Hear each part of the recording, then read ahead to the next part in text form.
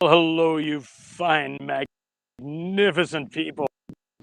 For those who are watching after this airs live, still addressing you, you fine, magnificent people. Thanks for tuning in. Um, Welcome to Not. I am your host, Richard Struther, and I am a technology coach. And we are talking about issues relating to technology, mindset, and the psychology behind technology.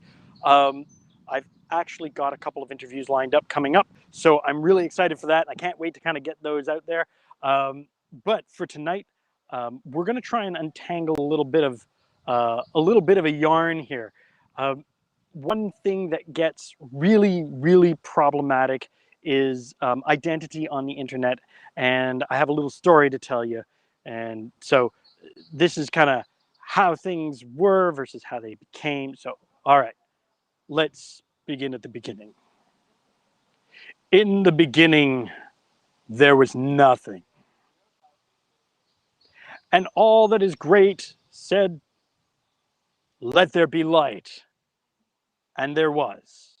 And there was still nothing, but now you could see there was nothing. No, all kidding aside, in the beginning, um, when the internet started up, you would create, as much as we do now, accounts. And you would have accounts for whatever service you might be part of.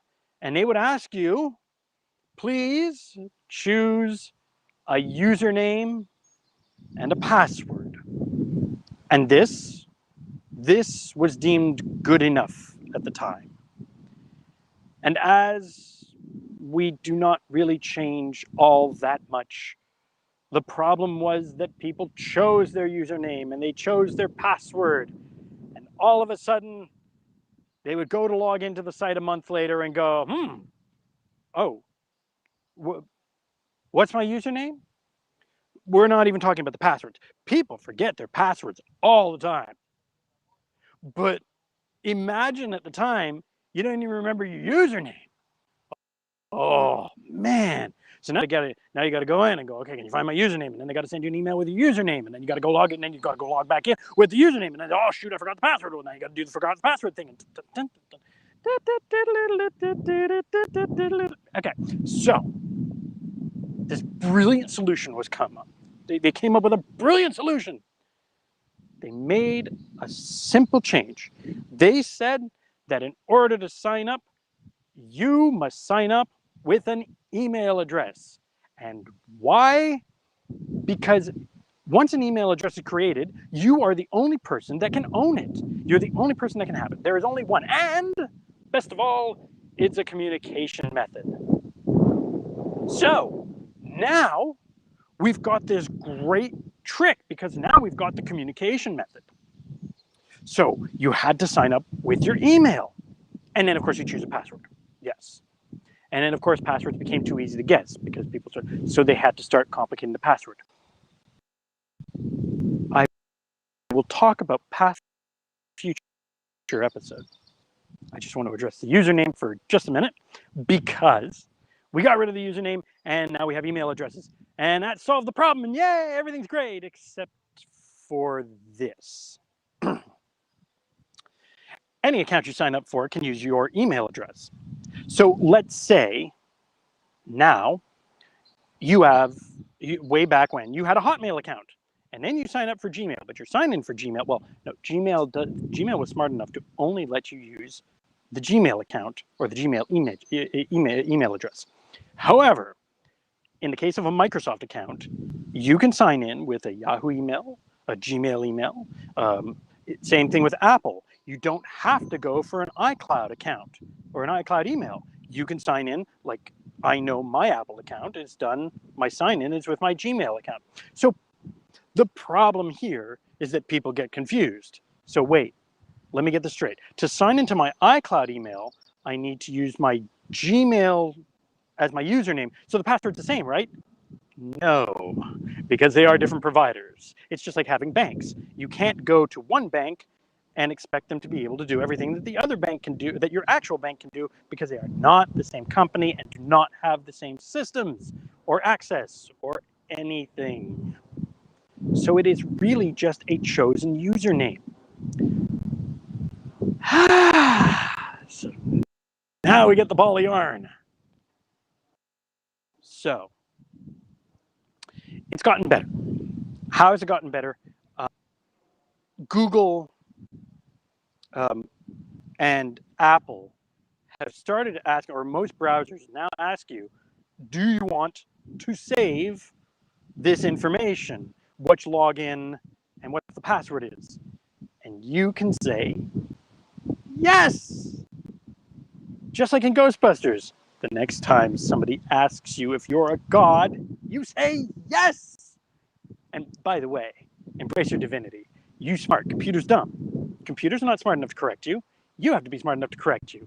Or if you need to untangle that, again, if you need a little help with this, I'll put my email up at the end but you can hit me up in the comments or on Facebook, or I'm pretty easily available, or pretty easy to reach at least.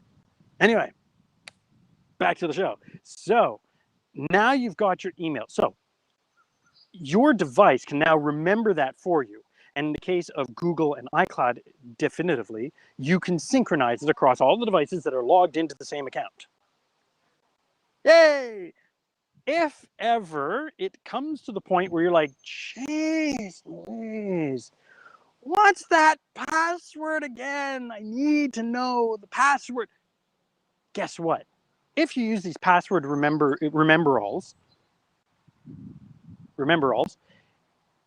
you can go into the settings, and there's usually a section for passwords, and you can put your Gmail, like your Google sign-in or your Apple sign-in, and you can get, actually in the case of Apple, you put in the passcode or the computer's password, and you can get the list. And you can enter the website. You will show you everything for that website, and you can go and retrieve your own passwords, provided you can get into the machine. So you can't just grab your friend's phone and go and grab all their passwords. It does require some authentication, but that's always good to know. If you don't want to use that system, or if you're using a system that doesn't allow for that, that's okay. There's some great software. There's 1Password. There's 1Password. There's Password Vault. There's like a ton of password databases that actually synchronize by cloud. So if anything happens to your device, you can always relink them. And they're secured. They are encrypted. We talked about encryption before. They are encrypted. The other one that I actually use this trick. If you use Notes, specifically you Apple users out there, if you use Notes, you can actually go into the settings for the note and lock the note, and it is encrypted. So again, unless you can authenticate onto your iCloud, you can't get to that, but you can actually have it by Face ID, so it becomes really easy. And put your passwords into a note and leave that note down. I don't recommend spreadsheets as much because they're more difficult to secure. Yes, you can lock them with a password, but there are ways around that. So I'm not a huge fan of that one. But whatever you do, please just don't just write it down in a little book, because those tend to get forgotten, or a password gets updated and it's not checked into the book, and then you get a whole mess. These pieces of software are usually on the same device, and they will usually update on their own when you put in a new password. So it's really nice to know that. Running along. So guys, thank you for tuning in. It's awesome to see you guys. Username was great, but people kept forgetting it. So it moved on to email. Email moved on to, just remember which email you used for which account, because it is just a username, but it's a username that they can get in touch with you, and it can only be unique to you because you're the only one who can have that email, and they can reach you by that email. So that's kind of where I wanted to go tonight. Guys, thanks for tuning in. Hit me up in the comments with questions. Email me your questions. You know what? I'm going to put up my email here, and I am really, hold on, there we go. And I'm looking forward to seeing you guys tomorrow live at 6:45 for Not Technically Perfect. Me, Richard Strother, your host, and I look forward to seeing you guys then. Have a great day, and we'll see you soon.